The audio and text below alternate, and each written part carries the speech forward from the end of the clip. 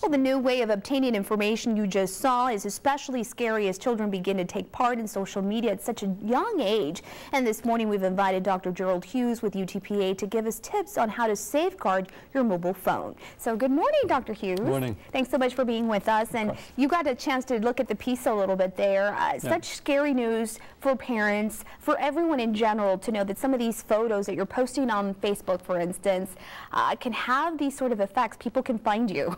That's right. Anything you do post on the internet is available with anybody who has a computer.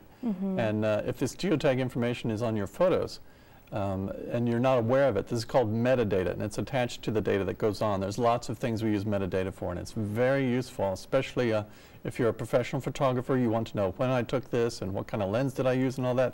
It was created to be very useful that way. But if you don't know what's going out there, then absolutely anybody can look at it. Okay, so walk us through this process. How does this occur? There's a kind of format called EXIF, Exchangeable Image Format, and it is created to include this kind of useful metadata.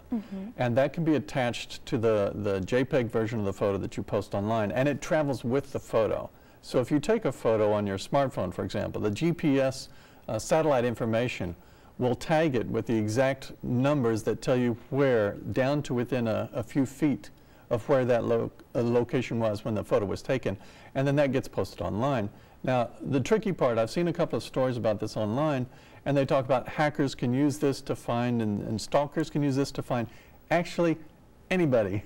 You don't have to be a hacker. You don't have to know practically anything. It took me less than 5 minutes to get a very easy-to-use browser plugin. I don't have to have extra outside software. I just go into my regular browser, and I can right-click any image, and if the location data is there, I've got it right then. It's that fast. My goodness, so scary.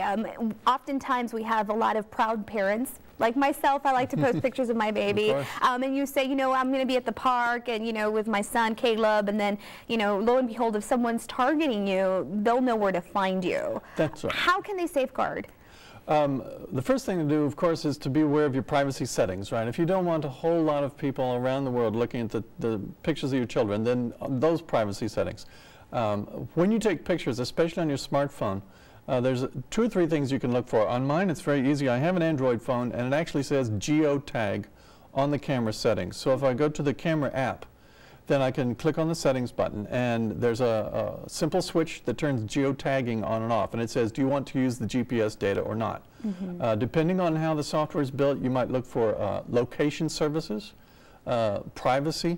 On some of these, especially the older iPhones, it's a little bit more involved. You want to do a Google search for a procedure, because you may end up turning off all your location services. And of course, those are very useful as well. That's the second, probably most important thing I use the phone for, is the map. Right. But geotagging and location will get it. All right, such an interesting conversation, and we're going to continue it in the next hour, so please stay with us. In the meantime, let's send it over to Victoria.